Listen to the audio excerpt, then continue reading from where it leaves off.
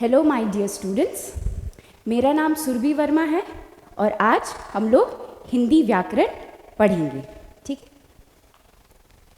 ये है आपकी हिंदी व्याकरण की किताब भाग 1 वर्तिका।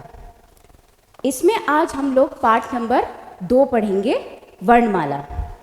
बट पहले वर्णमाला शुरू करने से पहले हम लोग थोड़ा सा पाठ नंबर 1 के बारे में थोड़ा सा जानकारी ले लें, जो आप पहले से ही पढ़ चुके हैं, जो कि है भाषा। क्या बच्चों आप मुझे बता सकते हैं कि भाषा का क्या मतलब है? भाषा मन के भावों को प्रकट करने का एक साधन है। जो भी हमारे अंदर भाव है, जो हम सोचते हैं, जो विचार करते हैं, जब हम बोलते हैं और सामने वाला व्यक्ति उसे समझता है, उसे हम भाषा कहते हैं। जैसे कि आप अभी मैम आपसे बात कर रही हैं, तो ये एक मौखिक भाषा है। मैम बोल रही है और आप उसे सुन के समझ रहे हैं, इसे भी हम एक भाषा बोलते हैं। भाषा के 3 रूप होते हैं: मौखिक भाषा, लिखित भाषा और सांकेतिक भाषा। मौखिक भाषा मतलब जो हम लोग बोलते हैं और दूसरा व्यक्ति उसे सुन के समझता है, उसे हम कहते हैं मौखिक भाषा। लिखित भाषा, जैसे कि मैम ने अभी ये सब लिखा हुआ है और आप इसे पढ़ के समझ रहे हैं, उसे लिखित भाषा कहते हैं। और तीसरा सांकेतिक भाषा। सांकेत से हम क्या समझते हैं? संकेत मतलब इशारा। जैसे कि मैम ने आपको बोला, इसका मतलब क्या हुआ कि मैम आपको इधर बुला रही है, तो आप इशारे से समझ गए, इसे हम कहते हैं सांकेतिक भाषा। ठीक है। अब भाषा हमारे लिए क्यों ज़रूरी है?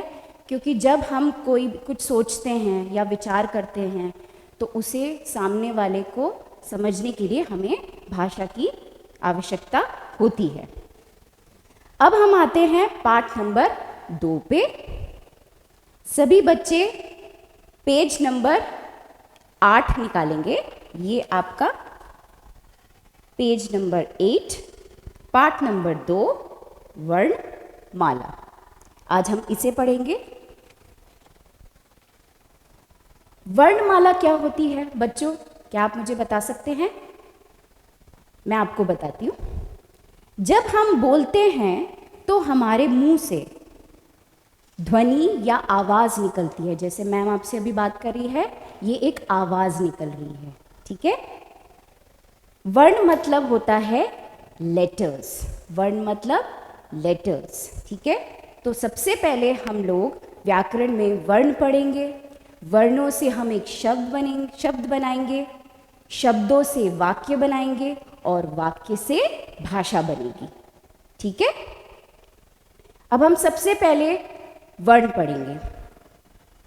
यहाँ पे देखिए पाठ नंबर 2 वर्णमाला। अब वर्ण हम लोग पढ़ चुके हैं। वर्ण मतलब लेटर्स। जैसे कि इंग्लिश में अल्फाबेट्स होते हैं, वैसे ही हिंदी में वर्ण होते हैं। वर्ण के 2 भेद होते हैं, स्वर और व्यंजन। ठीक है। स्वर हमारे कितने होते हैं? 11। यस, स्वर हमारे 11 होते हैं। क्या आप मुझे बता सकते हैं कि कौन कौन से होते हैं? अ, आ, इ, ई, उ, ऊ,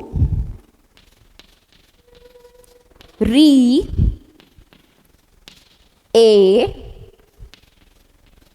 आई, ओ और औ।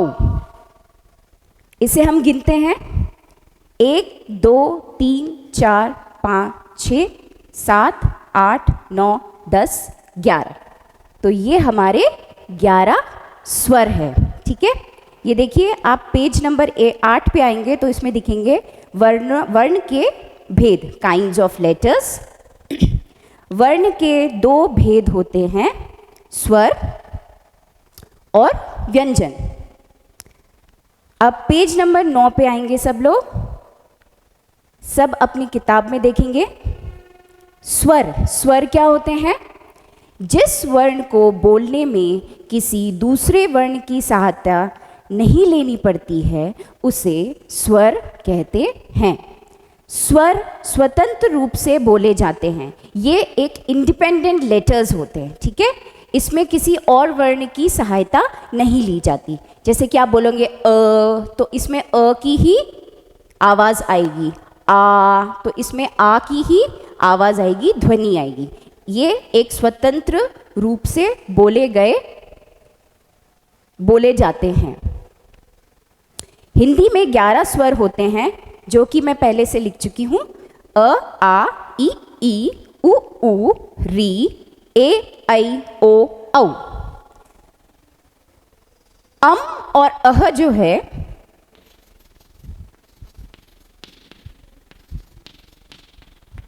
इन्हें हम कहते हैं अयोग वा। क्या कहते हैं हम इन्हें? और अह को अयोग वा। ठीक है बच्चों, अब हम आते हैं व्यंजन पे। ठीक है, व्यंजन जिस वर्ण को बोलने में स्वर की सहायता लेनी पड़ती है उसे व्यंजन कहते हैं। जैसे कि हम लोग पहला जो व्यंजन है क, तो क्या आप अ की ध्वनि आवाज़ सुन सकते हैं? ठीक है, तो इसी में जब व्यंजन में हम दूसरे वर्ण बोलने में स्वर की सहायता लेनी पड़ती है उसे हम व्यंजन कहते हैं। कौन कौन से व्यंजन होते हैं बच्चों? क, ख, ग, घ, ड़, च, छ, ज, झ, ञ, ट, ठ, ड, ढ, न, त, थ, द, ध, न, प, फ, ब, भ, म, य, र, ल, व, श, स, ह। तो ये कितने हुए? 33 व्यंजन।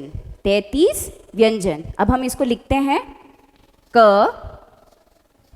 ख, ग, घ, ड़, च, छ, ज, झ, ञ, ट, ठ, ड, ढ, ण, त, थ, द, ध, न, प, फ, ब, भ, म, य, र, ल, व, श, स, ह। ये हमारे कितने हैं? 33 व्यंजन। अब आपके किताब में लिखा हुआ है हिंदी में 35 व्यंजन होते हैं। तो वो 35 क्यों होते हैं बच्चों? क्योंकि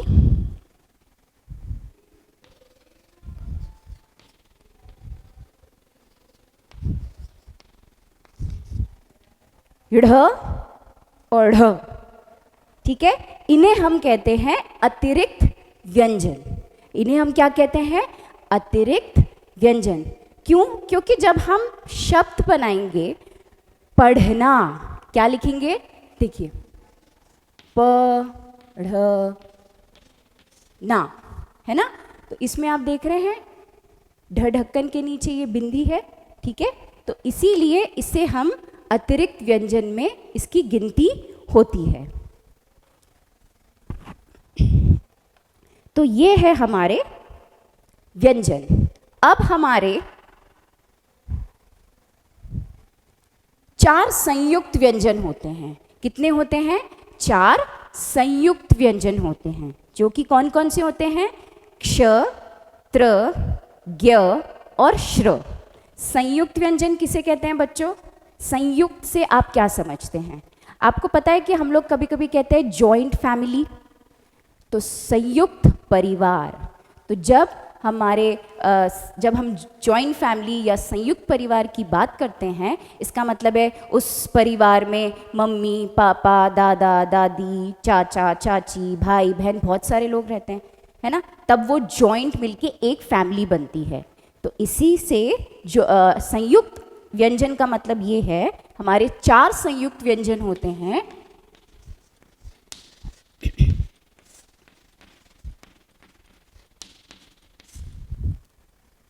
क्ष, त्र, ज्ञ और श्र। तो ये 2 व्यंजनों से मिलके बने हैं, ठीक है। तो आगे जब ये पाठ आएगा तब हम इसे पढ़ेंगे, लेकिन अभी इस पाठ में सिर्फ आपको ये समझना है कि हमारे 11 स्वर होते हैं, अम और अह अयोग वह होते हैं,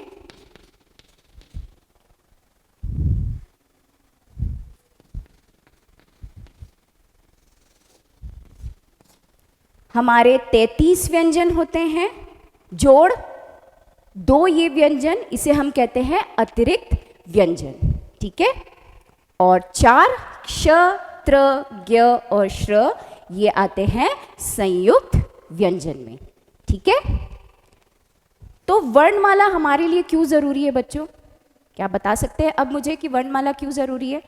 क्योंकि इन्हीं वर्ण, स्वर और व्यंजन जब हम इन सबको जोड़ेंगे तो बनता है वर्णमाला। आपने माला देखी है ना, उसमें बहुत सारे मोती होते हैं, तो ये सारे हमारे मोती है, और जब हम इन सबको मिलाते हैं तो हमारी वर्णमाला बनती है। अब वर्णमाला से क्या बनता है? शब्द। यस, वर्णमाला से क्या बनता है? एक शब्द। फिर शब्दों से क्या बनते हैं? वाक्य। और वाक्यों से क्या बनते हैं? भाषा, ठीक है। अब कुछ ध्यान देने वाली चीजें हैं। पेज नंबर 10 पे आएंगे सब लोग। इसे हम सिर्फ पढ़ेंगे और आप ध्यान से अपनी किताब में देखेंगे। हिंदी में स्वर 11 होते हैं। हिंदी में व्यंजन 35 होते हैं। 35 क्यों होते हैं? क्योंकि मैंने अभी आपको बताया 33 ये व्यंजन और 2 हमारे ये अतिरिक्त व्यंजन, ठीक है।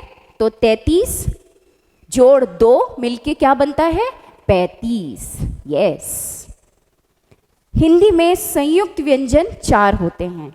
इन 4 को हम लोग संयुक्त व्यंजन बोलते हैं। संयुक्त क्यों बोलते हैं? क्योंकि ये 2 वर्णों से, व्यंजनों से मिलके बने हैं, इसलिए इसे संयुक्त व्यंजन कहते हैं। स्वरों के उच्चारण में किसी दूसरे वर्ण की सहायता नहीं लेनी पड़ती। स्वर जो होते हैं वो हमारे स्वतंत्र रूप से बोले जाते हैं, ठीक है। जो व्यंजन होते हैं उसमें हमें स्वर की सहायता लेनी पड़ती है, ठीक है। अब हम इस पाठ का अभ्यास करते हैं। पहला प्रश्न है, प्रश्नों के उत्तर दो। इसे आपको नहीं करना है। हम दूसरे प्रश्न पे आते हैं। दिए गए शब्दों की सहायता से रिक्त स्थानों की पूर्ति कीजिए। इसका मतलब आपको इसमें खाली स्थान भरना है, ठीक है। आपको कुछ शब्द दिए हुए हैं ऊपर, स्वर, 35, व्यंजन और 11। इन शब्दों को आपको खाली स्थान में भरना है, ठीक है। हिंदी में कुल स्वर होते हैं। कितने स्वर होते हैं बताइए? यस, 11 स्वर होते हैं। दूसरा, हिंदी में कुल व्यंजन होते हैं। कितने व्यंजन होते हैं? 35, ठीक है।